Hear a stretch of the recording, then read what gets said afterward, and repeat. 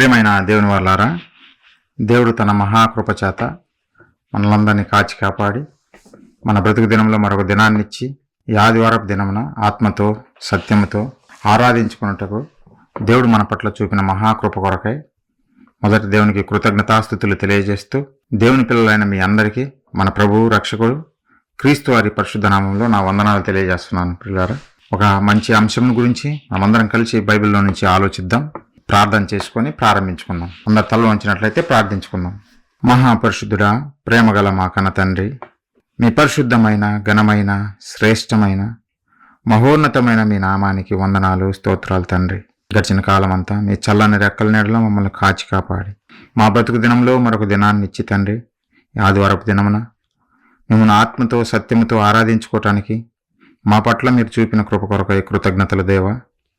తండ్రి, కొన్ని మాటలు మా బ్రతుకు పుస్తకమైనటువంటి బైబిల్లో నుంచి ధ్యానించుకొని చుండగా మీ కృప చూపుతారని, మాట్లాడుతున్నటువంటి నాకు సమయోచితమైన జ్ఞానమును వాక్శక్తిని ప్రసాదిస్తారని వింటున్న మీ పిల్లలు తండ్రి విని గ్రహించేవారిగా, మేమందరము మీ మాట ప్రకారం జీవించేవారిగా మమ్మల్ని అందరినీ నిలబెడతారని వేడుకుంటూ, ఈ ఆరాధన అంతట్లో మీ కృపతోడుగా ఉంచి సమస్తం సవ్యంగా మీ నామానికి మహిమకరంగా మాకు ఆశీర్వాదకరంగా జరిగిస్తారని వేడుకుంటూ, ప్రార్థన మా ప్రభువును మా రక్షకుడును మీ ప్రియకుమారుడైన క్రీస్తు వారి పుణ్యనామాన్ని అడిగి వేడుకుంటున్నాము తండ్రి, ఆమేన్.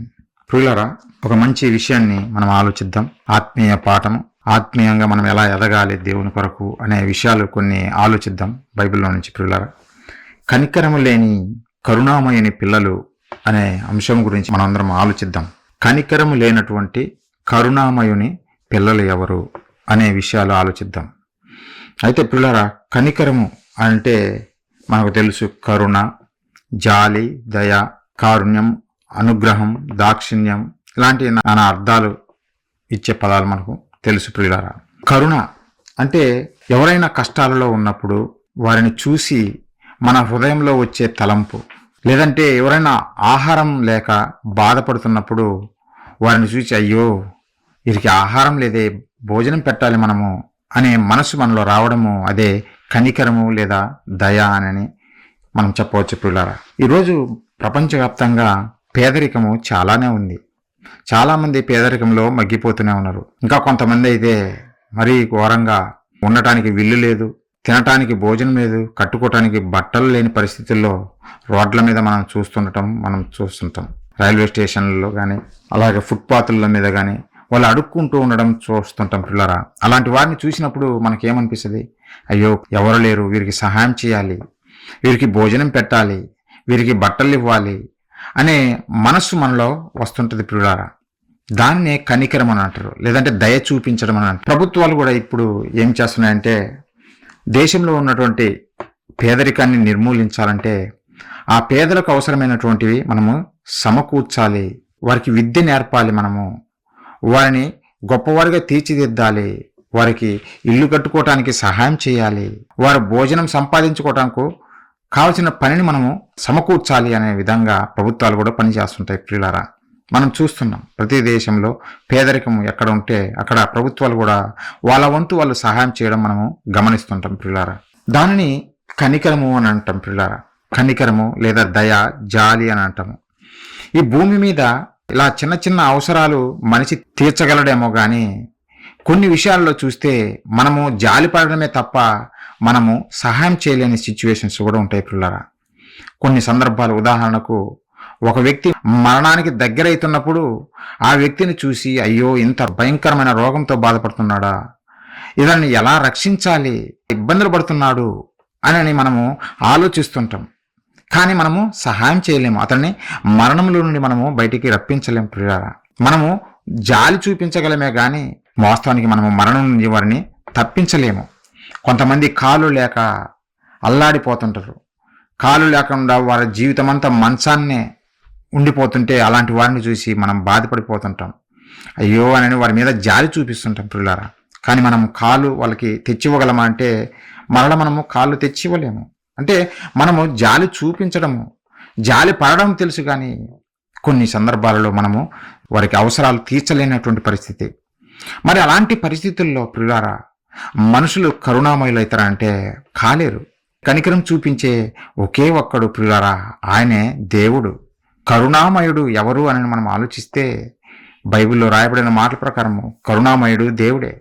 ఒక మరణం నుంచి తప్పించేది మనిషి కాదు, డాక్టర్ కాదు, దేవుడే. ఒక మనిషిని బాగు చేసేది దేవుడే. ప్రతి విషయంలో ఆదుకునేది దేవుడే ప్రియులారా. ఒక మాట చూద్దాం, బైబిల్లో రాయబడినటువంటి మాట, నిర్గమకాండము 34వ అధ్యాయము 6వ వచనము.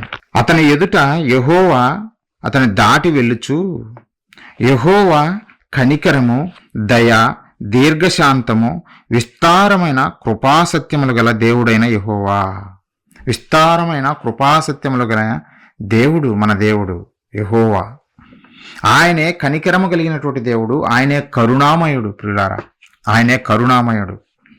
మనుషులు చిన్న చిన్నవి చేయగలరు, దేవుడు ప్రతి విషయంలో మన పట్ల కనికరం చూపించే దేవుడు అంటే దేవుడే ప్రియులారా. మనము మనుషుల యొక్క చరిత్ర చూస్తే ప్రారంభంలో మనుషులు చేసినటువంటి పొరపాట్లను బట్టి, తప్పులను బట్టి దేవుడు బాధపడి తన హృదయంలో నొచ్చుకొని ఆ రోజు ఉన్నటువంటి సమాజాన్ని జలప్రలయంలో ముంచివేస్తాడు. ముంచివేసిన తర్వాత అప్పుడు దేవుడు తన మనసులో ఆలోచించాడు, వీళ్ళు కేవలం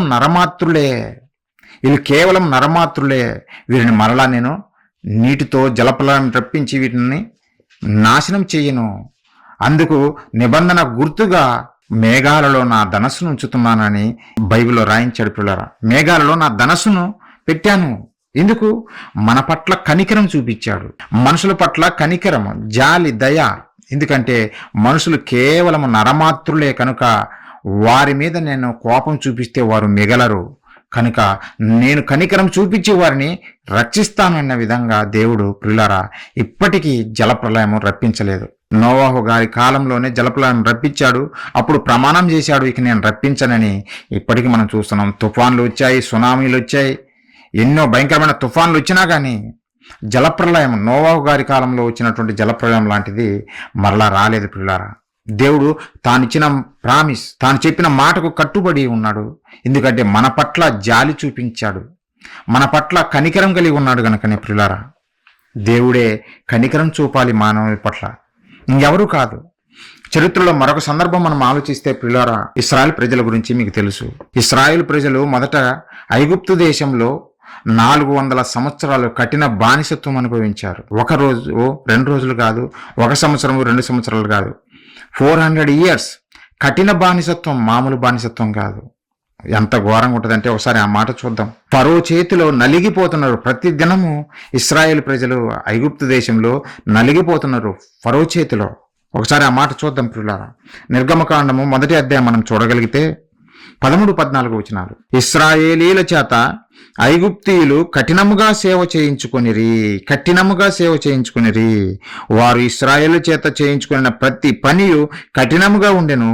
వారు జిగట మంటి పనిలోను, ఇటుకల పనిలోను, పొలములో చేయు ప్రతి పనిలోను కఠిన సేవ చేయించి వారి ప్రాణమును విసికించిరి.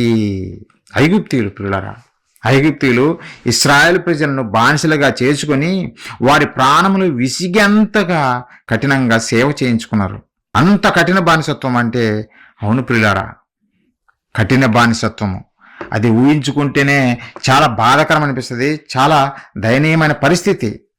అలాంటి వారిని చూస్తే అయ్యో ఇలా మగ్గిపోతున్నారేంటి, వీరికి ఎప్పుడు స్వతంత్రం వస్తుంది, వీరు ఎప్పుడు నిజంగా స్వతంత్రంగా జీవించగలరు అని మనకు అనిపిస్తుంది ప్రియులారా. మనము కూడా బ్రిటిష్ వారి చేతిలో బానిసలుగా ఉండకూడదనే స్వాతంత్ర సమరయోధులు పోరాడి వారి నుండి మనకు స్వాతంత్రం తెచ్చిపెట్టారు.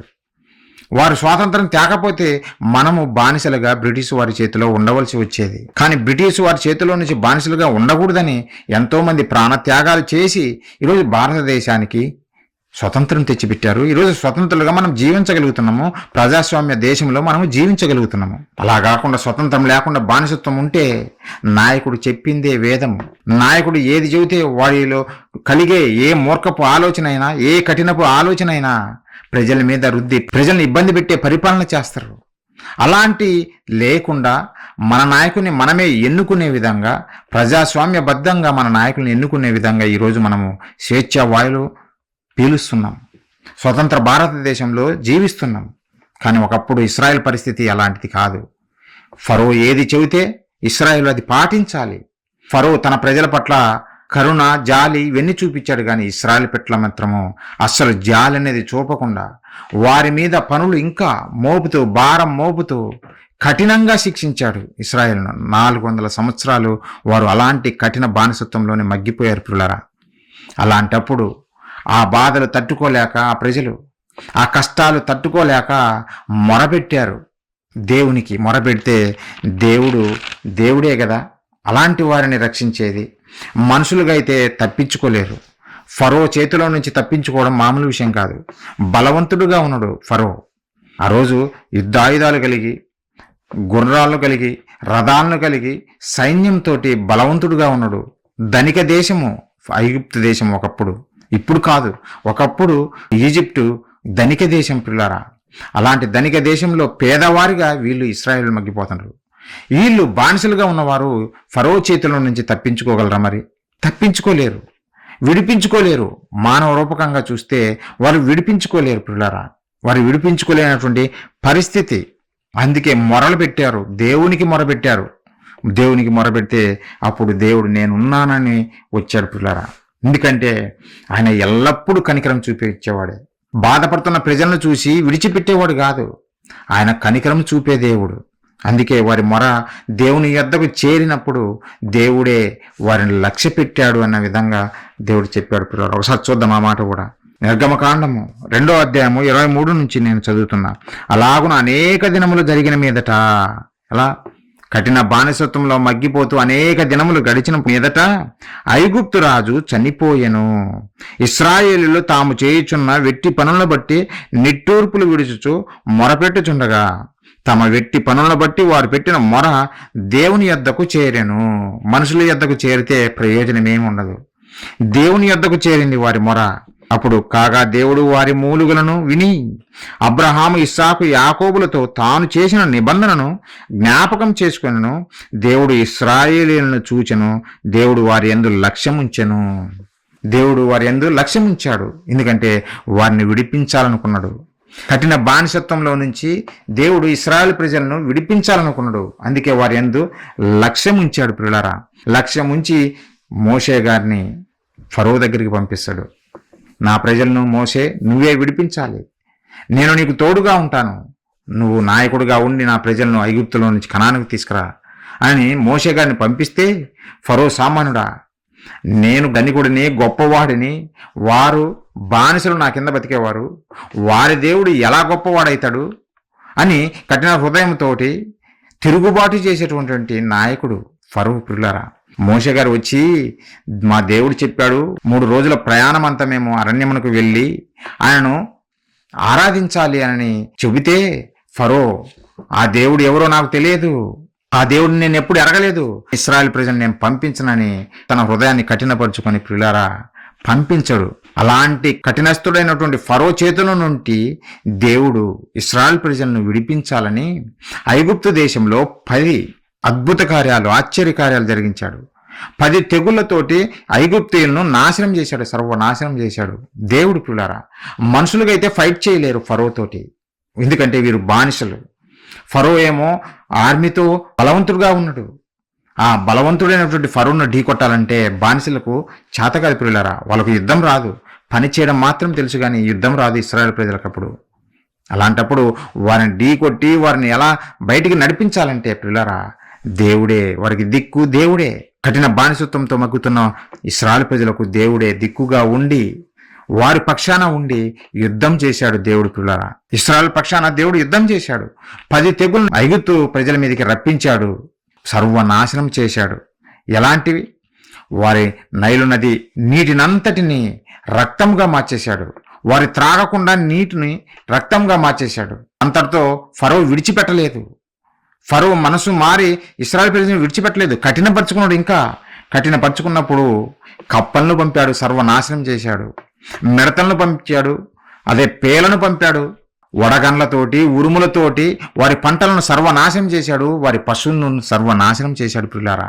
అలాగే వ్యాధులను రప్పించి వారి మీద పొక్కులు వచ్చేటువంటి వ్యాధులు వచ్చాయి. అయినా కానీ ఫరో మనసు కరిగిపోలేదు, ఇశ్రాయేలు ప్రజల పట్ల కనికరం చూపలేదు. కఠినుడిగా మారిపోతున్నాడే తప్ప కరుణ చూపించేవాడిగా లేడు పిల్లారా. చివరకు దేవుడు మొదటి సంతానాన్ని అంతా మొత్తేశాడు.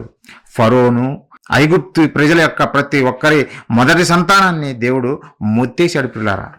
అప్పుడు ఫరో వెళ్ళమని ఆజ్ఞ ఇస్తాడు. దేవుడు ఇన్ని అద్భుత కార్యాలు చేసి ఇన్ని తెగులతోటి ఐగుప్తీయులను సర్వనాశనం చేశాడు కనుకనే ఫరో కఠినమైనా సరే విడిచిపెట్టాలనుకోండి ఇశ్రాయేలు ప్రజలను. దేవుడు తన ప్రజల పట్ల కనికరం చూపించాడు కనుకనే ఈ కార్యం జరిగింది.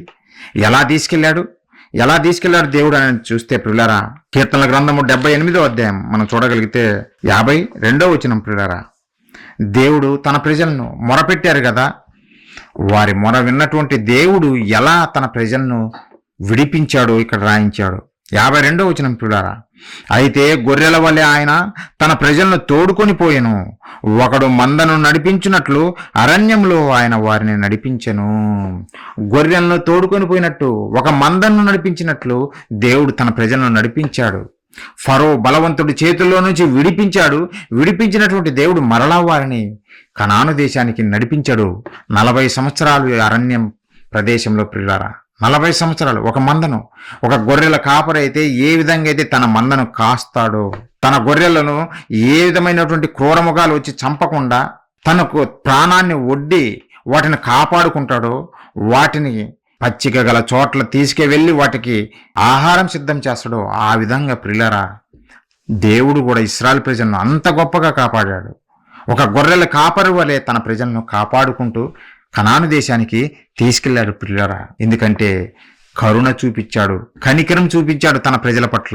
కఠిన బానిసత్వంలో మగ్గిపోతున్నటువంటి ఇశ్రాయేలు ప్రజలకు కనికరం చూపించి వారిని కఠిన బానిసత్వంలో నుంచి విడిపించి స్వతంత్రులుగా తీర్చాడు ప్రియులారా. అక్కడ ఆ కనాను దేశంలో వారి నాటని ద్రాక్ష తోటలను ఇచ్చాడు, వారి కట్టని పట్టణాలను ఇచ్చాడు. ఆ భూభాగాన్ని అంతా కొలత వేసి ప్రతి ఒక్క ట్రైబుకు దేవుడు పంచి ఇచ్చాడు ప్రియులారా.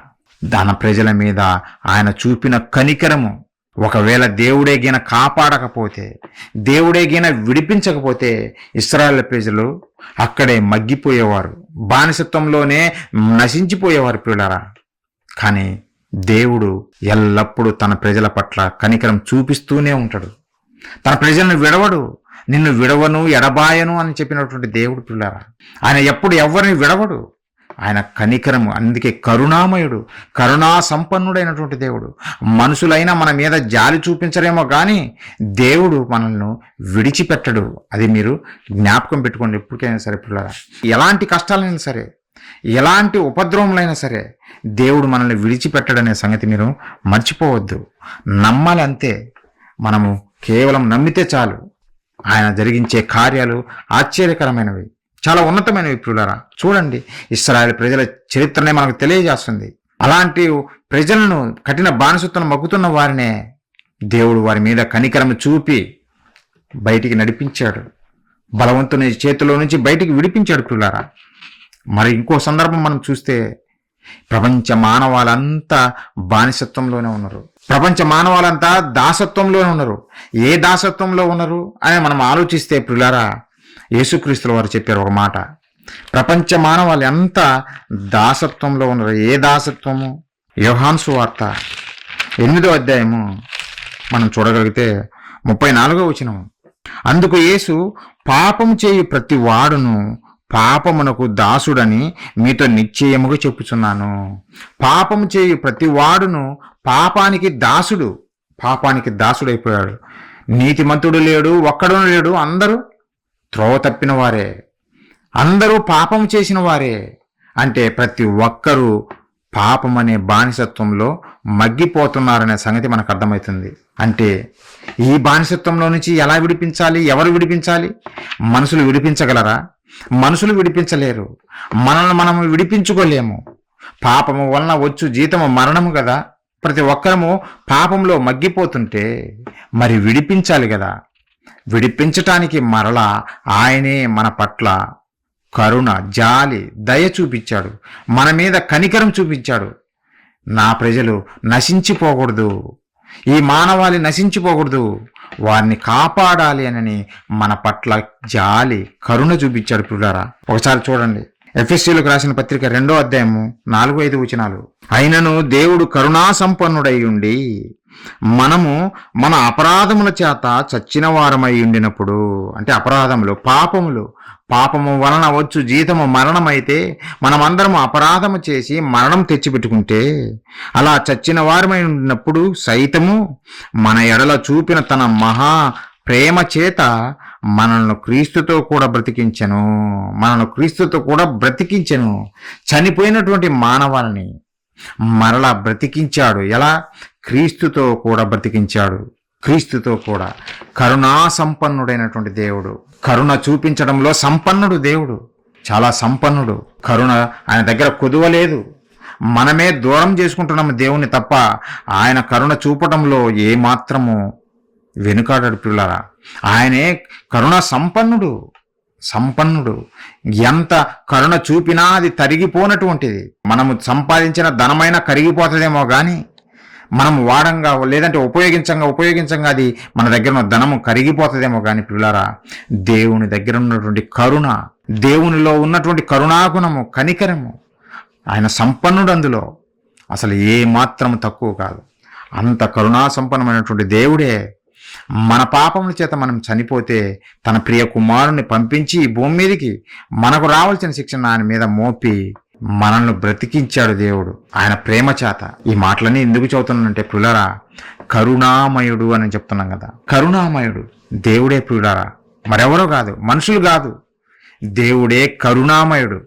చరిత్ర చూస్తుంటే ఆయన చూపిన కరుణ చాలా గొప్పది, చాలా ఉన్నతమైనది పిల్లారా, చాలా ఉన్నతమైనది, ఎవరు చూపించలేనటువంటిది. అంత గొప్ప కనికరము మన మీద చూపాడు. అందుకే ఈరోజు మనం బ్రతికి ఉన్నాము. ఆయన కరుణ చూపకపోతే ఈరోజు మనము బ్రతికేవారం కాదు. మనం ఇప్పటికీ సజీవులమై ఉన్నామంటే భూమి మీద దేవుని కృప, కనికరము. ఎంతోమంది వెళ్ళిపోతున్నారు భూమి మీద, కానీ నిన్ను నన్ను ఇంకా నిలబెట్టి ఆయన మాటలు వినిపిస్తున్నాడంటే కారణం ఏందో తెలిసిన?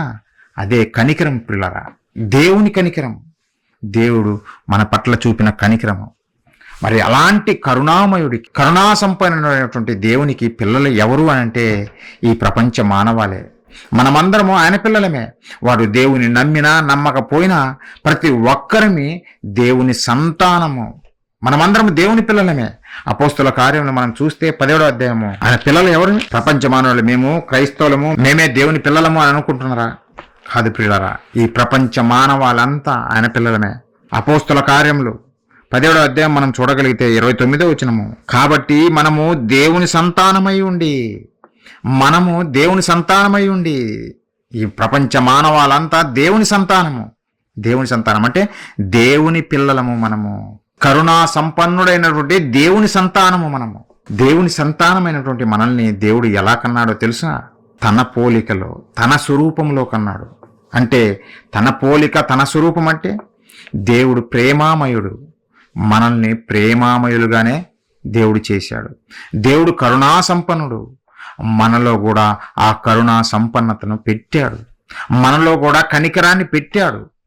మరి ఈ సమాజంలో మేము చూడటం లేదు అని మీరు చెప్పొచ్చు. అదే పాఠం, అదే మీకు తెలియజేయాలనుకుంటున్నా. కనికరము లేనటువంటి కరుణామయుని పిల్లలు. దేవుడేమో, తండ్రేమో కరుణా సంపన్నుడు, ఆయన పిల్లలేమో దేవుడు యథార్థవంతులుగా పుట్టించిన తన పోలికలో, తన స్వరూపంలో, అనగా ప్రేమామయులుగా, ప్రేమ చూపించేవారుగా, కరుణ చూపించేవారుగా, కనికరం చూపించేవారుగా దేవుడు పుట్టించిన, కానీ మానవాళి కనికరం చూపించే విధంగా బ్రతుకుతున్నదా అంటే ప్రియులారా, సమాజాన్ని చూస్తుంటే మనకే అర్థమవుతుంటది. నిజంగా మనుషులలో కనికరం అనేది కొదువైపోయింది. దేవుని దగ్గర కొదువైపోలేదు కనికరము. దేవుని దగ్గర విస్తారంగా ఉంది కనికరము. కరుణా సంపన్నుడుగా ఉన్నాడు. మరి కరుణా సంపన్నుడుగా ఉన్నటువంటి దేవునిలో నుంచి వచ్చిన మనము, ఆయన పోలికలో పుట్టినటువంటి మనము కూడా కరుణ చూపించాలి కదా, జాలి చూపించాలి కదా, కనికరం చూపించాలి కదా మన సహోదరుల పట్ల. కానీ సమాజం చూపించటం లేదు. ఈరోజు మనం సమాజం చూస్తుంటేనే మనకు అదే అర్థమవుతుంటుంది పిల్లరా. ఈరోజే కాదు, మొదటి నుంచి మానవాళి దేవుని పోలికలో పుట్టినటువంటి మనుషులందరూ తప్పిపోయారు. కరుణ చూపించడం విడిచిపెట్టేశారు.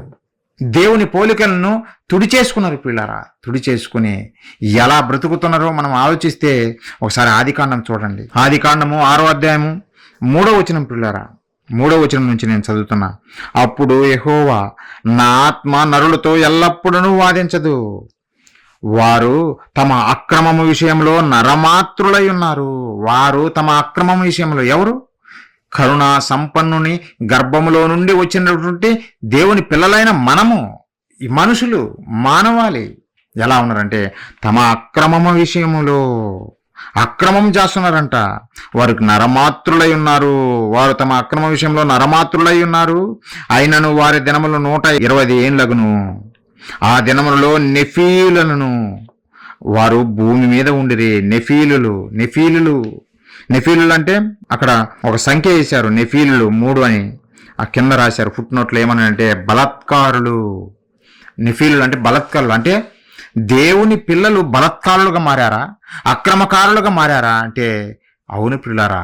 కనికరము చూపించవలసిన మనిషి అక్రమకారుడిగా, బలాత్కారునిగా మారాడు పిల్లారా. ఆలోచించండి. అక్రమకారులు. మనము కష్టపడి పనిచేసి సంపాదించి భోజనం చేయడము క్రమం. అది ఒక క్రమ పద్ధతి. అలా కాకుండా నీ సహోదరుడి దగ్గర దోచుకొని తినడము అది అక్రమము. మన భారతదేశంలో ఎడమ పక్కన ప్రయాణం చేయడము, లేదంటే నీ వెహికల్ నడపడము అది క్రమమైన పద్ధతి. అలా కాకుండా నేను రైట్ సైడ్ నడుపుతానంటే, కుడి ప్రక్కన నడుపుతానంటే అది క్రమము తప్పి నడవడం, అంటే అక్రమము. అది నీకు ఒక భార్య కలిగి ఉండటము అది క్రమమైన పద్ధతి. అలా కాకుండా నా భార్య కాకుండా పొరుగువారి భార్యను కూడా ఆశించడము అది అక్రమము, అది వ్యభిచారము అని దేవుడు చెప్పాడు పిల్లారా. అంటే మనుషులు ఎలా తయారయ్యారంటే అక్రమకారులు. ప్రతి విషయంలో, ప్రతి పనిలో వారు అక్రమకారులుగా, బలాత్కారులుగా మారిపోయారు. బలాత్కారులు అంటే ఇంకా బలమున్నవాడే దోచుకోవడము, బలహీనుని మీద ఏ మాత్రము కనికరం చూపించకుండా, ఏ మాత్రము జాలి లేకుండా వాడిని దోచుకొని తినడమే ఈరోజు రాజకీయ నాయకులు చేసే పని. అదే పిల్లరా. రాజకీయ నాయకులకి కోట్లు ఎందుకు వస్తున్నాయి? ఎలా సంపాదిస్తున్నారు? పేద ప్రజల కష్టాన్ని దోచుకుంటున్నటువంటి వారు. ప్రియులారా, ఇది ప్రతి చోట ఇలానే ఉంది. మనుషులు అక్రమకారులుగా, బలాత్కారులుగా మారిపోయి ఏ మాత్రము కనికరము, జాలి, దయ అనేది లేకుండా ప్రవర్తిస్తున్నారు. అవును ప్రియులారా, ప్రారంభం నుంచి మనుషులు ఇలానే ఉన్నారు. దేవుడు అంత గొప్పగా బానిసత్వంలో మగ్గిపోతున్నటువంటి ఇశ్రాయేలు ప్రజలను వారిని ఫరో చేతుల నుంచి విడిపించి కనాను దేశానికి నడిపించాడు కదా. నడిపించినప్పుడు వారు ఆలోచించాలి కదా, అయ్యో మమ్మల్ని బాధల్లో ఉన్నప్పుడు మా దేవుడు మమ్మల్ని విడిపించాడు, కాపాడాడు బలాత్కారుల చేతుల్లో నుంచి. మేము నీతి కలిగి జీవించాలి, మేము కూడా కనికరం చూపించి బ్రతకాలి అని బ్రతకాలి కదా. కానీ అలా చేయలేదు పిల్లారా. వారు తిరుగుబాటు చేశారు. వారు ఎలా తయారయ్యారు? దేవుడు ఏర్పరచుకున్న జనాంగమే. యెషయా గ్రంథం ఒకసారి చూడండి. యెషయా గ్రంథం 1వ అధ్యాయం పిల్లారా 2వ వచనము. మా దేవుడు మా పట్ల కనికరము చూపించి మమ్మల్ని కఠిన బానిసత్వంలో నుంచి విడిపించాడు కనుక మేము ఇప్పుడు ఇక నుంచి మా సహోదరుల పట్ల కనికరం చూపుతాము, మా సహోదరులను మేము ప్రేమిస్తాము అని ఆలోచిస్తున్నారా అంటే లేదు పిల్లారా. వీరు అక్రమకారులుగా మారిపోయారు. దేవుని సొత్తైన ప్రజలైనటువంటి వారు అక్రమకారులుగా మారిపోయారు. 2వ వచనం మనం చదివితే యెహోవా మాట్లాడుచున్నాడు. ఆకాశమా ఆలకించుము, భూమి చెవియెగ్గుము, నేను పిల్లలను పెంచి గొప్పవారిగా చేసి తిని వారు నా మీద తిరగబడి ఉన్నారు. నేను పిల్లలను పెంచి గొప్పవారిగా చేశాను. ఒకప్పుడు వారు బానిసత్వంలో మగ్గిపోతున్నారు. అలాంటి వారిని బయటికి తీసుకొచ్చి వారిని గొప్పవారిగా చేశాను. కానీ వారు ఈరోజు నా మీద తిరుగుబాటు చేశారు. జాలి, దయ, కనికరం లేదు. తన పొరుగు వాణ్ణి దోచుకుంటున్నారు, తన సహోదరుని చంపుతున్నారు. 23వ వచనం పిల్లలు అదే అధ్యాయం. దేవుడు యెషయా ద్వారా చెబుతున్నాడు, నీ అధికారులు ద్రోహులు, దొంగల సహవాసులు, వారందరూ లంచము కోరుదురు, బహుమానముల కొరకు కనిపెట్టుదురు, తండ్రి లేని వారి పక్షమున న్యాయము తీర్చరు, విధవరాండ్ర వ్యాజ్యము విచారించరు. ఎవరు? దేవుని ప్రజలే ఎలా మారిపోయారో చూడండి. దొంగలతో సహవాసం చేసేవారు. ఎందుకు? పంచుకోవాలా. దొంగలందరూ కలిసి ఊర్లు పంచుకున్నట్టు పంచుకోవడం కోసం పిల్లారా. దోపిడీ చేయడం కొరకు. నీ సహోదరుని మీద ప్రేమ లేదా? కనికరం లేదా? అయ్యో పేదవాడిని నేను దోచుకోకూడదు అనే ఆలోచన లేదా? లేదు పిల్లారా. దేవుడు ఆజ్ఞలు ఇచ్చినా, దేవుడు తన ధర్మశాస్త్రాన్ని తన ప్రజలకు తెలియచేసినా అది పక్కన పెట్టేసి, దేవుని మాటలను పక్కన పెట్టేసి తన సహోదరుణ్ణే దోచుకుంటున్నాడు, తన సహోదరుణ్ణే దొంగిలిస్తున్నాడు పిల్లారా. ఇంకా ఘోరం ఏందో తెలిసిన, తండ్రి లేని వారి పక్షమున న్యాయము తీర్చరు. తండ్రి లేని వారిని చూస్తే వాళ్ళు ఎలాంటి వారు? వారికి ఆధారం లేనటువంటి వారు కదా. ఈ భూమి మీద నిజంగా తండ్రి కోల్పోయినటువంటి వారు, అనాథలుగా నిజంగా ఒంటరిగా ఉన్న వారిని చూసి వారికి సహాయం చేయాల్సింది పోయి వారికే అన్యాయం చేస్తున్నారంట. విధవరాలు, తన భర్తను కోల్పోయినటువంటి స్త్రీ, తనకు ఎవరు ఆధారము? ఒంటరిగా, విధవరాలిగా, దిక్కు లేని దానిగా ఉంటే ఆమెకు కూడా మోసం చేస్తున్నారంట సమాజము. ఆమెను కూడా దోచుకుంటున్నారంట. అలాంటి పరిస్థితులు ఈ సమాజంలో ఉన్నాయి పిల్లారా. మనుషులు దేవుని పిల్లలే, దేవుని సంతానమే, కానీ ఎలా మారిపోయారో చూడండి, ఎలా ప్రవర్తిస్తున్నారో చూడండి మనుషులందరూ. ప్రియులారా, దేవుడు కన్న తండ్రి ఇలాంటి సమాజాన్ని చూసి తట్టుకోగలడా? దేవుని పిల్లలైనటువంటి మనము దేవుని స్వభావం ధరించుకొనకుండా మన సహోదరులనే అక్రమకారులుగా వారిని దోచుకుంటుంటే ఏ తండ్రి తట్టుకోగలడు? ఇలాంటి పిల్లలను చూసి తట్టుకోలేడు. పిల్లారా, బాధపడుతూనే తన ప్రవక్తల ద్వారా చూపిస్తున్నాడు. తన మాటలు తన ప్రజలకు తెలియజేస్తున్నాడు. బాబు, మీరు నా పిల్లలు, ఇలాంటి అక్రమకారులుగా మారిపోయారంటే, ఇలా బలాత్కారులుగా మారిపోయారంటే ఇలాంటివి మీకు తగదు. మీ సహోదరులను మీరు ప్రేమించండి, వారికి సహాయం చేయండి అని దేవుడు తన సేవకుల్ని, ప్రవక్తలను పంపించి చెబుతున్నా పట్టించుకోవటం లేదు. పిల్లారా, పట్టించుకోవటం లేదు. ఎలా తయారయ్యారో తెలిసిన వీళ్ళు తన సేవకులను పంపించినా పట్టించుకొనకుండా పంపించినటువంటి ప్రవక్తలను వీళ్ళు చంపడం మొదలుపెట్టారు.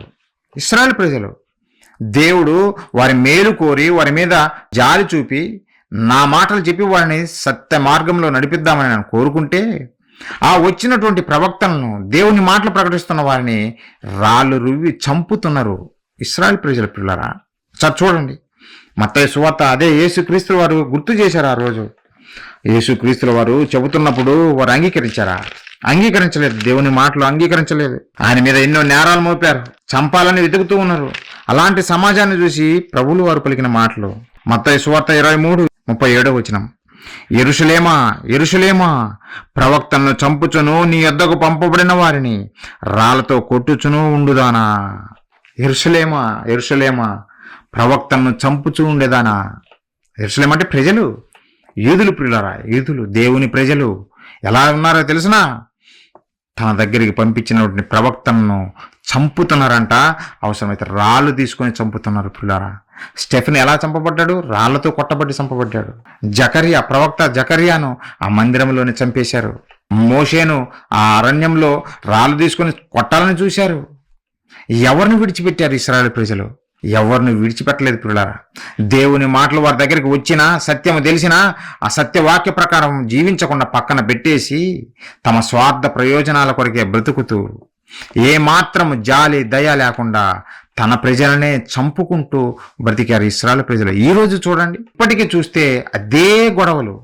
వారికి గొడవ లేకపోతే నిద్ర రాదు. పిల్లారా, మీరు ఆలోచించండి, వాళ్ళ చరిత్ర చూస్తే, ఇశ్రాయేలు ప్రజల చరిత్ర చూస్తే వారు గొడవ పడకుండా నిద్ర పోనివ్వరు.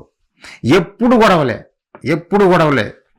మరలా ఏదొకటి వారి మీద నిందలు మోపుతుంటారు, ఏది మీద నిందలు మోపుతుంటారు. నీకు దేవుడు చెప్పాడు కదా ప్రేమ చూపించమని, కనికరం చూపించమని. అది చూపిస్తే నీ మీదికి ఎవడొస్తాడు? ఎవడు దాడి చేయడు కదా. నువ్వు దేవుడు చెప్పింది చెయ్యకుండా నీ పగను, నీ ప్రతీకారాన్ని తీర్చుకుంటూ పోతుంటే ఎప్పటికీ చల్లారుతాయి ఈ పగలు, ఎప్పటికీ చల్లారవు. అందుకే మిడిల్ ఈస్ట్లో ఇప్పటికే తన్నుకొని చేస్తున్నారు, బాంబుల వర్షం కురిపించుకుంటున్నారు, ఒకరినొకరు చంపుకుంటున్నారు. పిల్లరా, వీరిలో కనికరం ఉందా అంటే లేదు. ఈ సమాజంలో కనికరము, జాలి, దయ ఉందా అంటే లేదు. పిల్లరా, కరుణ అనేదే లేదు, కనుమరుగైపోయింది. కరుణ అనేదే ఈ మనుషుల మధ్య కనుమరుగైపోయింది. మనం చూడటం లేదు. ఇంకా ఎంత ఘోరంగా ఉన్నారో తెలిసినా దేవుడు తమకిచ్చినటువంటి గర్భఫలాన్ని చంపుకుంటున్నారు. ఒకసారి చూడండి ఆ మాట. 2వ దినవృత్తాంతాల గ్రంథము 28:3 ఆహాజ్ అనేటువంటి రాజు. పిల్లరా, ఎలాంటి వాడంటే దేవుడు తనకు గర్భఫలాన్ని బహుమానంగా ఇస్తే ఈ రాజు ఏం చేస్తున్నాడు? బహుమానాన్ని గొప్పగా చూసుకోవాలి కదా, బహుమానాన్ని గొప్పగా కాపాడుకోవాలి కదా. అలా చెయ్యకుండా అగ్నిలో పడవేసి చంపుతున్నాడు. దినవృత్తాంతంలో 2వ గ్రంథం పిల్లారా 28:3 మరియు అతడు ఎవరు? ఆహాజు అనే రాజు బెన్హిన్నోము లోయ యందు ధూపం వేసి ఇశ్రాయేలీయుల నుండి యెహోవా తోలివేసిన జనముల హేక్రియల చొప్పున తన కుమారులను అగ్నిలో దహించెను. ఎంత ఘోరం! మనం చేయగలమా? మన పిల్లలను అగ్నిలో దహించగలమా? పిల్లరా, మన చేతులారా మన పిల్లల్ని చంపలేమే. ఈ రాజు చూడు ఎలా చేస్తున్నాడో. కనీసము జాలి లేదా నీ కుమారుని పట్ల? ఈ మధ్య తెలంగాణలో ఒక న్యూస్ వచ్చింది పిల్లారా. ఎలాంటిదంటే 10వ తరగతి చదువుతున్నటువంటి ఒక అమ్మాయి తాను ప్రేమించిన అబ్బాయిని తన తల్లి పెళ్లి చేసుకోవటం కోసం ఒప్పుకోలేదనే ఉద్దేశంతో ఆ ప్రియుడితో కలిసి ఆ కుమార్తె తల్లిని చంపేసింది. బ్రతుకునిచ్చినటువంటి తల్లిని, పెంచి పోషించినటువంటి తల్లిని, నిన్ను గొప్పదానిగా చెయ్యాలని నీకు చదువు నేర్పినటువంటి తల్లిని నీ పెళ్లికి ఒప్పుకోలేదని చంపిపడేయడమేనా? ఆలోచించండి పిల్లరా. సమాజం ఎట్టిపోతుందో చూడండి. ఆనాడైనా ఈనాడైనా అదే చూస్తున్నాం. మరొక సందర్భం ఆంధ్రప్రదేశ్లోనే చూశాను. కులాంతర వివాహము. ఏడో ఒక కులానికి చెందినటువంటి వ్యక్తిని ప్రేమించిందని తన కుమార్తెను చంపిపడేశాడు. తండ్రి ఎంత ఘోరమో చూడండి. నీ కూతురే కదా, కనీసం కనికరం చూపించలేవా? దయ చూపించలేవా నీ కూతురు పట్ల? చూపించనంటుంది ఈరోజు సమాజం పిల్లారా. మేము చూపించనంటుంది. చూపించటం లేదు, చంపుకుంటున్నారు. దేవుడిచ్చిన గర్భ ఫలాలను చంపుకుంటున్నారు. తల్లిదండ్రులని భేదం లేకుండా చంపుకుంటున్నారు. అన్నదమ్ములని భేదం లేకుండా చంపుకుంటున్నారు. కారణం కనికరం అనేది వీరిలో లేదు. దేవుని నుండి వచ్చిన వారమే, కరుణా సంపన్నుని గర్భంలో నుండి వచ్చిన వారమే. కానీ మన పరిస్థితి చూస్తే కరుణ లేని వారిమిగా బ్రతుకుతున్నాం ఈ భూమి మీద. ఎంత ఘోరమైన పరిస్థితి ఆలోచించండి. ఎలాంటి పరిస్థితుల్లో ఈ సమాజం ఉందో ఆలోచించండి. ఈరోజు మేమేం చంపుతున్నాం మా పిల్లల్ని చాలా మంది అనుకోవచ్చు పిల్లరా. మన పిల్లల్ని దేవునికి జ్ఞానం నేర్పకుండా ఈ లోకంలో ఎటు పడితే అటు నడిపించడము, అది బలి చేయడమే పిల్లరా. దేవుని జ్ఞానము నేర్పకుండా ఈ లోకం కోసం నువ్వు పెంచితే వారు వెళ్ళేది నిత్య నరకానికి. దేవుని దగ్గరికి చేరరు. అంటే నీవుగా నీ కుమారుని, నీ పిల్లలను చంపుకుంటున్నావు, నిత్య నరకాగ్నిలో పడవేసుకుంటున్నావు. నీవుగానే. నీ పిల్లల పట్ల జాలి లేదా? ప్రియులారా, తల్లిదండ్రులకు లేకపోయినా సరే మనమైనా పెంచుదామని క్రైస్ట్ చర్చ్ ఖమ్మం వారు సండే స్కూల్ పిల్లల కోసం సండే స్కూల్ మనం ఏర్పాటు చేశాం. ఎందుకంటే తల్లిదండ్రులు వాళ్ళు పనుల్లో బిజీ అయి ఉండొచ్చు. కనీసం ఆదివారం రోజైనా వారికి దేవుని జ్ఞానం నేర్పాలి. దేవుని జ్ఞానం నేర్పాలి. లోకంలోకి వెళ్తే వారు లోకంలో ఎన్నెన్నో లేనిపోనివి నేర్చుకుంటారు. అక్రమాలు, దొంగతనాలు ఇవన్నీ నేర్చుకుంటారు. చివరికి చచ్చి నరకానికి జారిపోతారు. అలాంటి ప్రమాదంలో పడిపోకుండా వారిని కాపాడాలనే ఉద్దేశంతో మనం ఈ సండే స్కూల్ ప్రారంభించాం పిల్లారా. కానీ ఎవరైనా అర్థమవుతుందా? అర్థం కావటం లేదు. వారికి అర్థం కాదు. ఇప్పుడు అర్థం కాదు పిల్లారా. ఎవ్వరికి ఇప్పుడు అర్థం కాదు. దేవుని మాటలు వినిపించబడుతున్నప్పుడు ఏ ఒక్కడికి అర్థం కాదు. ఏ ఒక్కడు మనసును పెట్టడు. చచ్చి ఒకరోజు నరకానికి పోతారు. ఆ రోజు ధనవంతుడులాగా వేడుకుంటాడు. అయ్యో, వీరు మాకు చెప్పారు కానీ మేమే వినలేదు. మాకు బోధ చేశారు కానీ మా పిల్లల్ని మేమే పంపలేదు. మా చేతులారా మేమే చంపుకున్నామని ఆ రోజు మొరపెడతారు. ప్రయోజనం ఉండదు పిల్లరా. భూమి మీద దేవుడు ఆయుష్కాలం ఇచ్చినప్పుడే సరి చేసుకోవాలి. మనము సరి చేసుకోకపోతే సచ్చి నరకానికి పోయిన తర్వాత సరి చేసుకోవాలన్నా నీకు తెలివి లేదు, ఉపాయం లేదు, ఏ ప్రయోజనం ఉండదు. భూమి మీద ఉన్నప్పుడే మనం జాగ్రత్త పడాలి. ఎవరిమైనా, పెద్దలైనా పిల్లలైనా, తల్లిదండ్రులుగా మనము మన పిల్లల్ని దేవుని జ్ఞానంలో పెంచాలి. ఇప్పుడు పెంచకపోతే పెద్దవాడైన తర్వాత వాడు దారి తప్పి తిరుగుతాడు. నీకు పనికి రాకుండా పోతాడు. చివరికి కన్న తండ్రికి, దేవుడికి పనికి రాకుండా పోతాడు. అప్పుడు నువ్వు ఏడ్చినా ప్రయోజనం ఉండదు. అందుకే దేవుని జ్ఞానం చిన్నపిల్లలకి ఇప్పటి నుంచే నేర్పాలి. అప్పుడు వారు పెద్దవాడైనప్పుడు తొలగిపోడు, దేవుని మార్గం నుంచి తొలగిపోడు, ప్రేమ కలిగి జీవిస్తాడు, జాలి కలిగి జీవిస్తాడు. ఈరోజు మనం చూస్తున్నటువంటి ఈ న్యూస్లు మనం చూడం. మన పిల్లల పట్ల తల్లిని చంపిన కుమారుడు, ఇలాంటి న్యూస్లు మనం చూడం. అంత సమాధానంతో హ్యాపీగా వాళ్ళ కుటుంబాలు ఉంటాయి పిల్లారా. సమాధానంగా ఉంటాయి. ఉన్న కాడికి ఉన్న వాళ్ళ కుటుంబాలు హ్యాపీగా ఉంటాయి. ఈ భూమి మీద పేదవాడే ఉండొచ్చు కానీ ఈ లోకంలో ఉన్నటువంటి గొడవల్లాగా వారి మధ్య ఉండవు. ఎందుకంటే దేవుని సమాధానం వారి దగ్గర ఉంటుంది కనుక, దేవుని మాటలు వారు నేర్చుకున్నారు కనుక, ఆ మాటల ప్రకారం జీవిస్తున్నారు కనుక. ఈరోజు సమాజము, ఆనాడు ఇశ్రాయేలు ప్రజలు ఏ విధంగా అయితే అగ్నిలో దహించారో తమ పిల్లల్ని, ఈరోజు తల్లిదండ్రులుగా ఉన్నవారు చదువుల పేరట, ఉద్యోగాల పేరట అనేక విధాలుగా వారిని బలి చేస్తున్నారే తప్ప దేవుని సన్నిధికి నడిపించలేని పరిస్థితిలో ఉన్నారు తల్లిదండ్రులు. ఒకరోజు మూల్యం చెల్లించాల్సిందే. ఒకరోజు చెల్లిస్తారు వీళ్ళందరూ. ఎవరైతే తమ పిల్లల్ని దేవుని జ్ఞానంలో పెంచరో వారు తగిన మూల్యం చెల్లించక తప్పదు. అలా ఉండకూడదు. ఈ సమాజం మనం చూస్తుంటే కరుణ అనేది కనుమరుగైపోయింది పిల్లలారా. అసలు లేదు, కరుణ అనేది ఈ సమాజంలో లేదు. ఇంకా కొన్ని మాటలు చూద్దాం. మనుషులు ఎలా ఉన్నారో మనం ఆలోచిస్తే ఎలా ఉన్నారు? ఈరోజు దేవుని గురించి మేము చదువుతున్నాము, దేవుని ఉన్నతమైన మాటలు మేము తెలియజేస్తున్నాం అనేటువంటి ఈ మహానుభావులు కూడా ఎలా తయారయ్యారు? కరుణ ఏమన్నా ఉందా వీరిలో?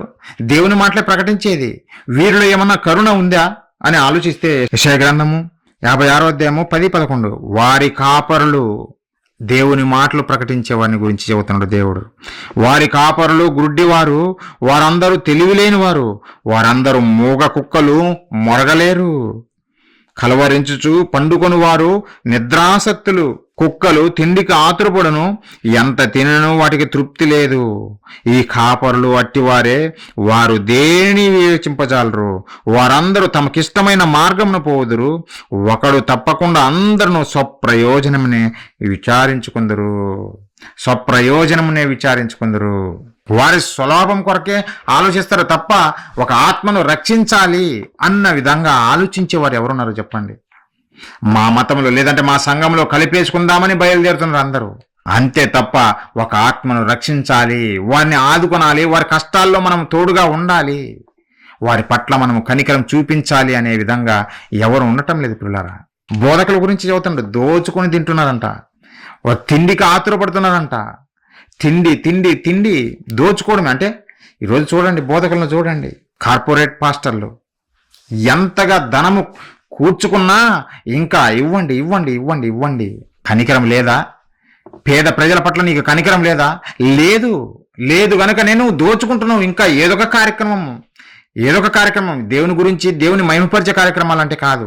దేవుని పేరు చెబుతాడు, దోచుకుంటాడు. దేవుని పేరు చెప్పకపోతే నువ్వు ఇవ్వవు కదా, దేవుని పేరు చెబితేనే నువ్వు ఇస్తావు. అందుకే దేవుని మధ్యలో పెట్టేసి నిజంగా బిచ్చగాళ్ళలాగా అడుక్కుంటున్నారు పిల్లరా. అమెరికాలో ఒక పాస్టరు, చాలా పెద్ద సంఘమే, పేరుకు పెద్ద సంఘం, లక్షల కొలది వెళ్తున్నారు. అతన్ని ఒక వ్యక్తి ఇంటర్వ్యూ చేశాడు. ఏమనంటే, బాబు ఇంత లగ్జరీగా బ్రతుకుతున్నావు నువ్వు, ఎన్నో బెంజి కార్స్, ఎన్నో టెస్లా కార్స్, ఇవన్నీ నీకున్నాయి.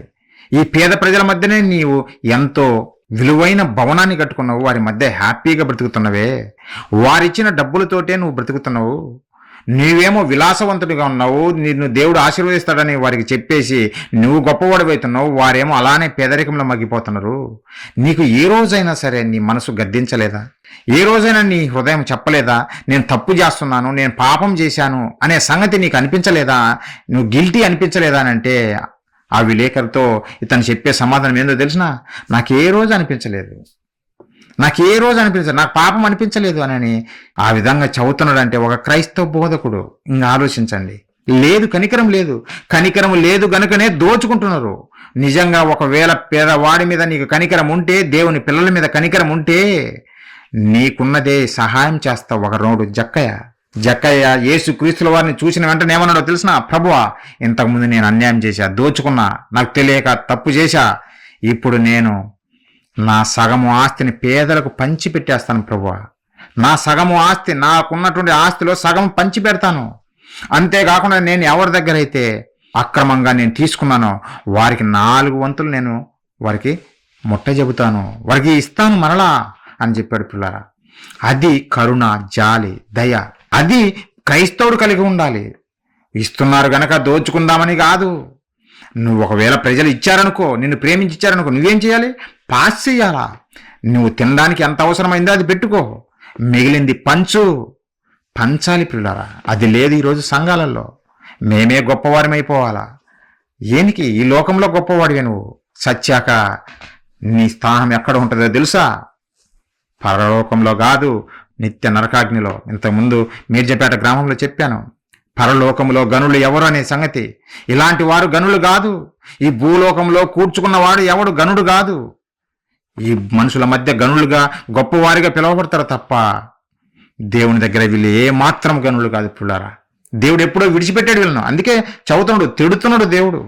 వారు కుక్కలు అని అంటున్నాడు దేవుడు. ఈ మాటలు చదివైనా ఈ దొంగ బోధకులు, కార్పొరేట్ పాస్టర్లు నేర్చుకోవాలా, తెలుసుకోవాలా. అయ్యో, నేను ఎందుకు ఇంత దోచుకుంటున్నాను, ఆ పేద ప్రజలకు పంచుదాము అనే ఆలోచన ఉందా? కనికరం ఉందా? కనికరం లేదు పిల్లారా, అస్సలు లేదు. ఆలోచించండి. వారి కాపరులు ఎలాంటి వారు? అట్టివారే, వారు దేనిని వివేచించరు. వారందరూ తమకిష్టమైన మార్గమును పోదురు, ఒకడు తప్పకుండా అందరూ స్వప్రయోజనమే విచారించుకుందరు. స్వప్రయోజనమే. వారి సొంత లోపం కొరకే ఆలోచిస్తున్నారు తప్ప పేదవాడికి సహాయం చేద్దామనే ఆలోచన లేనే లేదు. దానిని కనికరం అంటారు. సహాయం చేయాలనే ఆలోచన రావడం నీవు కనికరం, కరుణ కలిగి ఉండడం పిల్లారా. అది మనుషుల్లో కొరవడిపోయింది. దేవుని పిల్లలు, దేవుని మాటలు ప్రకటిస్తున్న వారిలోనే కొరవడిపోయింది. ఇంకా సమాజంలో ఎలా ఉంటుంది? అస్సలు ఉండదు పిల్లారా. మరొక మాట చదువుదాం. మత్తయి సువార్త 23వ అధ్యాయం. యేసుక్రీస్తుల వారు ఆ రోజు ఉన్నటువంటి బోధకులను, శాస్త్రులను, పరిచయులను వాళ్ళని చూసి వాళ్ళని ఉద్దేశించి ప్రభులు వారు పలికిన మాటలు. మత్తయి సువార్త 23వ అధ్యాయం పిల్లారా, 23వ వచనం. అయ్యో వేషధారులైన శాస్త్రులారా, పరిచయులారా, మీరు పుదీనాలోను, సోపులోను, జీలకర్రలోను 10వ వంతు చెల్లించి ధర్మశాస్త్రంలో ప్రధానమైన విషయంలోను అనగా న్యాయమును, కనికరమును, విశ్వాసమును విడిచిపెట్టితిరి. వాటిని మానక వీటిని చేయవలసి ఉండెను. ఎలాంటి వారు? బోధకులు. మేము 10వ వంతు చెల్లిస్తున్నాము, 10వ వంతు మేము ఇస్తున్నాము అని ఈ భ్రమలో ఉన్నదే తప్ప ఆ 10వ వంతు కన్నా శ్రేష్టమైనటువంటిది ఏందో తెలుసునా? నీవు న్యాయము జరిగించాలని, నీవు న్యాయం కలిగి జీవించాలని, మరి ముఖ్యంగా కనికరమును చూపించాలని. కనికరం చూపించాలి. నీలో కనికరం లేకపోతే నువ్వు దేవుని కుమారుడు కానే కాదు. యేసుక్రీస్తు వారు ఆ రోజు ఉన్నటువంటి బోధకులను చూసి చెబుతున్నాడు. మరి ఈ రోజు బోధకులు ఈ మాటలు చూసైనా నేర్చుకోవాలా లేదా? మనం నేర్చుకోవాలి. బోధిస్తున్న నేను నేర్చుకోవాలి, మిగిలిన వారు కూడా నేర్చుకోవాలి. అందరం నేర్చుకోవాలి. ఎందుకంటే కనికరం చూపించకపోతే మనము దేవుని పిల్లలం కాలేం పిల్లరా. మార్కు సువార్త 12వ అధ్యాయము 38వ వచనం పిల్లరా. మరియు ఆయన వారికి బోధించుచు ఇట్లనెను, శాస్త్రంలో గూర్చి జాగ్రత్త పడుడి. వారు నిలువుటంగీలు ధరించుకొని తిరుగుటకును, ఆ సంత వీధులలో వందన వచనములను, సమాజ మందిరములలో అగ్రపీఠములను, విందులలో అగ్రస్థానములను కోరుచు. మీరు చూడండి, బోధకులను చూస్తుంటే మీకు అర్థమవుతుంటది. అపోస్తలులు ఎప్పుడు చేయలేదు ఇలా. సత్యాన్ని చెప్పారు, ఆ సత్యం చెప్పినందుకు వారిని కొట్టారు, హింసించారు. అదే చదువుతుండ్రు. వారు ఎలాంటి వారో తెలిసినా, వారు సమాజ మందిరంలో అగ్రపీఠములను, విందులలో అగ్రస్థానములు కోరుదురు. విధవరాన్ల ఇండ్లు ద్రిగమింగుచు మాయా వేషముగా దీర్ఘ ప్రార్థనలు చేయుదురు. ఎలాంటి వారు? మాయావేషముగా దీర్ఘ ప్రార్థనలు చేస్తారు. ఎందుకు? జోబులో పడాలి కదా. నువ్వు ఇచ్చే కానుక జోబులో పడాలంటే రా చెల్లి, రా అమ్మ, నీ కొరకు ప్రార్థన చేస్తాం, రా అన్న నీ కొరకు ప్రార్థన చేస్తామని దీర్ఘ ప్రార్థన. ప్రభువా నీ కుమారుని దీవించు, ఆశీర్వదించు, ఆకాశ తూములు ఇప్పు అని నీకు చెబుతాడు. నీ కొరకు ప్రార్థన చేస్తాడు. నీ నుంచి జోబులో నేసుకొని సైలెంట్కి వెళ్ళిపోతాడు. ప్రభువు చెబుతుండు పిల్లారా, ఇలాంటిది కాదు. దేవుడు కోరుకున్నది ఇది కాదు. కనికరం చూపించు. కనికరం చూపించాలి. కనికరం చూపించకపోతే దేవుడు ఏం చెబుతుందో తెలిసిన, వీరు మరి విశేషముగా శిక్ష పొందుదురు. మరి విశేషముగా వీరు శిక్ష పొందుదురు. జాగ్రత్త పడకపోతే, నువ్వు మరణమయ్యే లోపు నువ్వు జాగ్రత్త పడకపోతే శిక్ష తప్పదు అని దేవుడు చెప్పాడు క్లియర్గా. ఈరోజు మనమైన పిల్లరా, బోధించే నేనైనా, మీరైనా, వింటున్న మీరైనా మనం కనికరం కలిగి జీవించాలి. కనికరం చూపించాలి. కరుణ లేకపోతే, జాలి లేకపోతే దేవుని పిల్లలం కాలేము, దేవుని చెంతకు చేరలేము. అది ఎవరి పట్లనైనా మనం చూపించాలి. నాడు యేసుక్రీస్తుల వారు ఆయన బోధ చేస్తున్నప్పుడు ఒక విషయం చెప్పాడు. ఈ సమాజం ఎలా ఉందంటే, మత్తయి సువార్త 18వ అధ్యాయము 23వ వచనం. కావున పరలోక రాజ్యము తన దాసుల యొద్ద లెక్క చూచుకొన కోరిన ఒక రాజును పోలి ఉన్నది. అతడు లెక్క చూచుకొన మొదలుపెట్టినప్పుడు అతనికి 10,000 తలాంతులు వచ్చి ఉన్న ఒకడు అతని యొద్దకు తేబడెను. 10,000 తలాంతులు. ఒక తలాంతు దాదాపుగా అప్పుడుకి 3,600 రూపాయలు అంట ఒక తలాంతు. అలాంటిది 10,000 తలాంతులు అంటే దాదాపుగా 1,36,00,000 రూపాయలు. అంత అప్పు ఉంటే ఆ అప్పు తీర్చలేని పరిస్థితుల్లో తన యజమానునికి వేడుకున్నప్పుడు ఆ యజమానుడు ఆ అప్పంతటిని క్షమించేశాడు. సరే బాబు, నువ్వు తీర్చకపోయావు, నేను క్షమించేశాను, వెళ్ళు, నువ్వు ఫ్రీగా బతుకు అని కనికరం చూపి ఆ దాసుని విడిచిపెట్టాడు. అయితే క్షమించబడినటువంటి ఇతను ఏం చేశాడో తెలిసిన, తనకు ఒక 100 దేనారములు అప్పు ఉన్నటువంటి వాని మెడ పట్టుకొని, గొంతు పట్టుకొని, నా డబ్బులు ఇస్తావా లేదా అని తన గొంతు పట్టుకొని చివరికి చెరసాలలో వేయించాడంట. అంటే తన యజమాను దగ్గర ఇతను మాత్రం క్షమాపణ పొందాడు, కనికరం పొందాడు, కానీ తన దాసుని మాత్రము క్షమించలేని పరిస్థితి. ప్రియులారా, క్షమించలేదు. మరి ఇతనికి ఎంత అప్పు ఉన్నాడు అని అంటే దాదాపుగా 50 రూపాయలు. ప్రియులారా, 1,36,00,000 అక్కడ, 50 రూపాయలు ఎక్కడ? 1,36,00,000 క్షమించగలిగిందేంది? నువ్వు క్షమాపణ పొందగలిగింది లేంది? ఒక 50 రూపాయలు నువ్వు క్షమించలేవా నీ సహోదరుల పట్ల? అంటే క్షమించలేదు పిల్లరా. తీసుకెళ్లి చెరసాలలో వేస్తే ఆ విషయం యజమానుడు తెలుసుకొని అతన్ని తీసుకొచ్చి మరలా చెరసాలలో వేస్తాడు. ఎందుకు ఈ సందర్భం చెప్పాడు యేసుక్రీస్తుల వారు అంటే పిల్లరా, ఈ మానవాళి అలానే బ్రతుకుతుంది.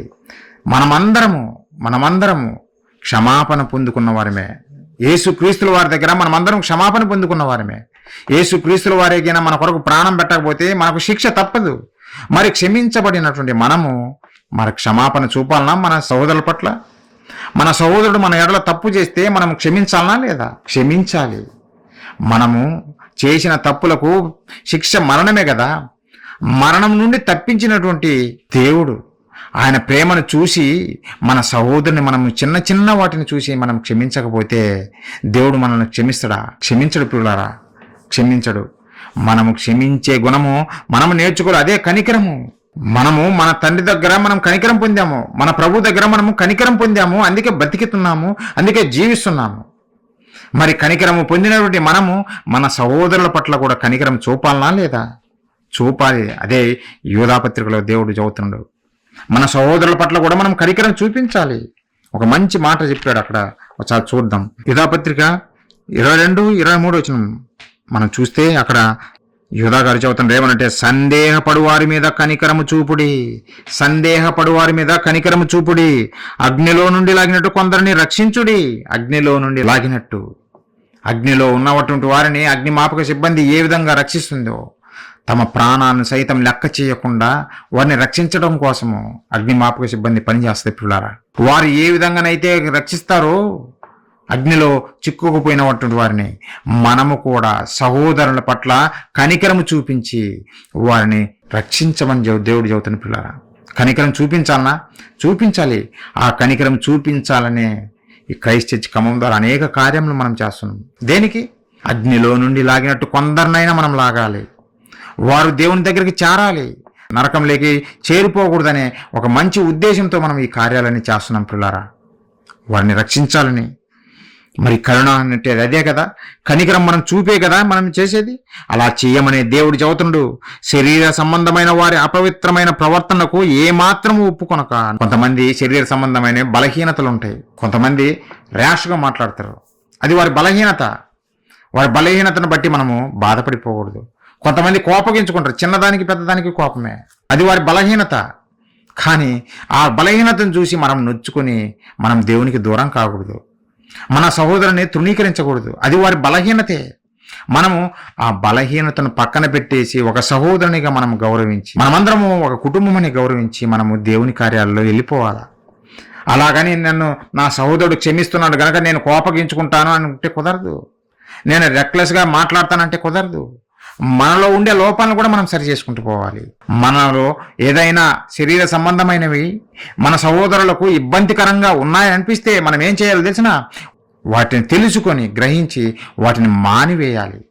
అయ్యో నేను ఊరికి కోపడుతున్నాను నా సహోదరు పట్ల, నేను ఇలా చేయకూడదు, నేను విసిగించుకుంటున్నాను, నేను ఇలా చేయకూడదు, ప్రేమ కలిగి జీవించాలి. అదే చూడటం దాన్ని కనికరము. ఎందుకంటే సహోదరుని మనం పోగొట్టుకోకూడదు, ఏ సహోదరుని మనం పోగొట్టకూడదు. మనమంటే ఏదేదో మతంలో కలుపుకోవడం కాదు, దేవుని రాజ్యంలో నుంచి వారిని బయటికి వెళ్ళగొట్టకూడదు.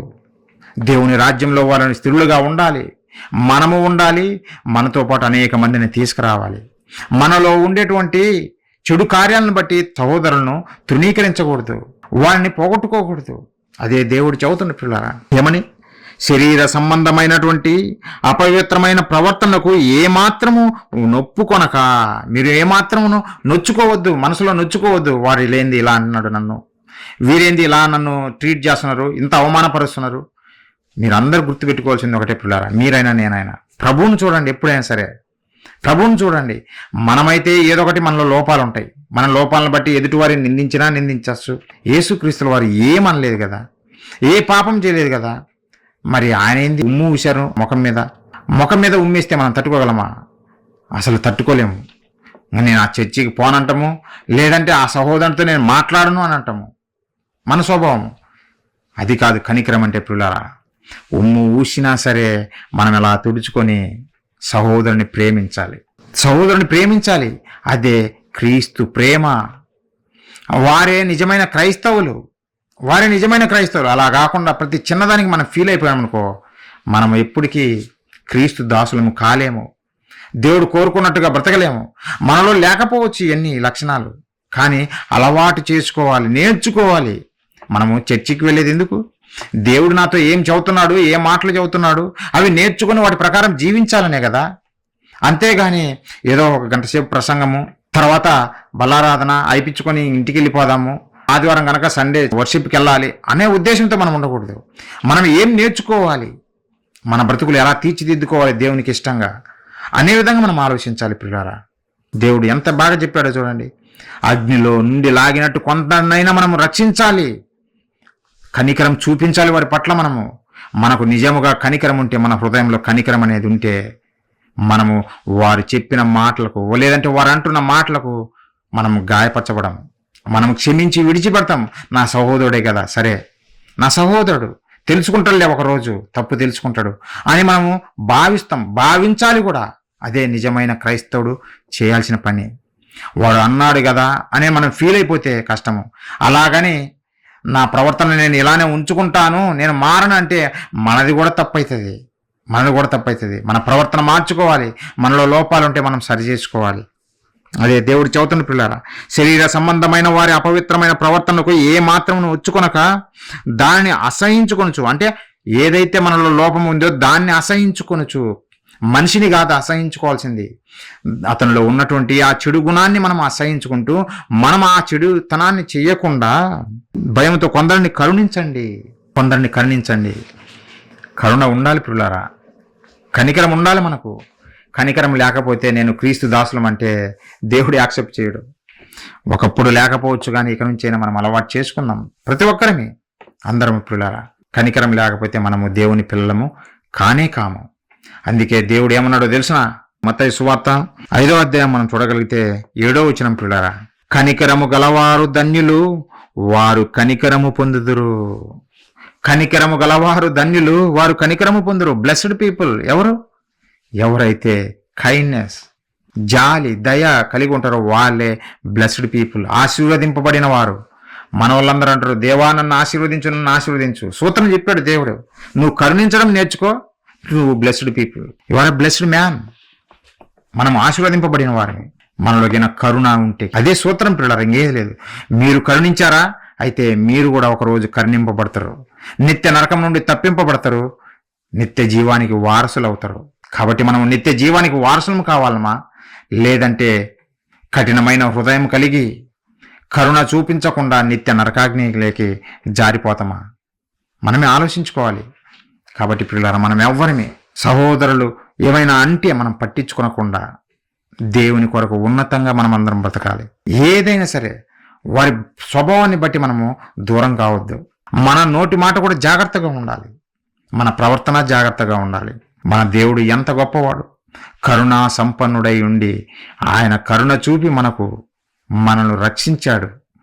మనము పాపులమైనా సరే, చెడిపోయిన వారిమైనా సరే మనల్ని రక్షించాడు కదా.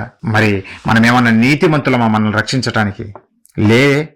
మనం చెడిపోయిన వారినైనా సరే మనల్ని రక్షించాలని మన మీద కరుణ చూపించాడు. మరి మనము కూడా మన సహోదరుల పట్ల అదే భావం కలిగి ఉండాలి. వారిలో మంచి గుణాలు లేకపోవచ్చు, ఒకరోజు మార్చుకోవాలి కూడా. వారిలో ఉన్నటువంటి ఆ చెడుతనాన్ని బట్టి మనము తృణీకరించే వారిగా మనం ఎవ్వరు ఉండకూడదు. నిజమైన మన పరలోకపు కన్న తండ్రికి పిల్లలుగా మనం అందరం ఉండాలంటే మనము కూడా కనికరం కలిగి జీవించాలి. కనికరం కలిగిన వారే ధన్యులు, వారు మరలా దేవుని దగ్గర కనికరం పొందుతారు. కాబట్టి పిల్లారా, మనమందరం కనికరము కలిగినటువంటి పిల్లలుగా ఉండాలని మనస్ఫూర్తిగా నేను కోరుకుంటూ ఈ నా మాటలు ముగిస్తున్నా. చిన్న ప్రార్థన చేసుకుందాం. మహాపరిశుద్ధుడా, ప్రేమగల మా కన్న తండ్రి, మీ పరిశుద్ధమైన, ఘనమైన, శ్రేష్టమైన మీ నామానికి వందనాలు తండ్రి. దేవా, మీరు కరుణా సంపన్నులు నాయన. మాలో మంచి లేకపోయినను తండ్రి మమ్మల్ని రక్షించాలని ప్రేమ కలిగి మీ ప్రియకుమారుడు మా రక్షకుడు క్రీస్తు ద్వారా మమ్మల్ని క్షమించి బ్రతికించారు, కరుణ చూపించారు నాయన. ఇంత కరుణ పొందిన మేము మా సహోదరుల పట్ల మేము కరుణ చూపించకపోతే మేము మీ పిల్లలం కాలేము నాయన. కనికరము పొందినటువంటి మేము మా సహోదరులను కూడా కరుణించి వారిని మీ చెంతకు నడిపించే వారిగా మేము ఉండగలటకు మా అందరికీ మంచి గుణమును ప్రసాదించండి తండ్రి. మేము కూడా మీ దగ్గర కరుణ పొందేవారిలాగా నాయన మమ్మల్ని ఆశీర్వదించమని వేడుకుంటున్నాం తండ్రి. జీవం కలిగిన మీ మాటలు మాకు ప్రసాదించినందుకు కృతజ్ఞతలు తండ్రి. మీ పిల్లైన వారందరూ విన్న ప్రతి ఒక్కరూ నాయన విని గ్రహించిన వారిగా వారు తండ్రి మీ కొరకు గొప్పగా బ్రతుకులాగున తండ్రి అపవాది శోధనలో నుంచి వారిని తప్పించమని ప్రతి ఒక్కరిని తండ్రి మీ కుటుంబముగా మీ పిల్లలుగా కలిసిగట్టుగా మీ నామ మహిమార్థమై జీవించులాగున కృప చూపి నడిపిస్తారని వేడుకుంటూ మా అపరాధములు మా పాపముల దయతో మన్నిస్తారని ప్రతిమాలు వేడుకుంటూ తండ్రి సంఘం ద్వారా జరుగుతున్న ప్రతి పరిచర్యలు తోడుగా ఉండి నడిపించమని ఈ ప్రార్థన మా ప్రభువును మా రక్షకుడును మీ ప్రియకుమారుడైన క్రీస్తు వారి పుణ్యనామాన్ని అడిగి వేడుకుంటున్నాము తండ్రి. ఆమెన్. పిల్లారా మీ అందరికీ నా వందనాలు తెలియజేస్తున్నాను.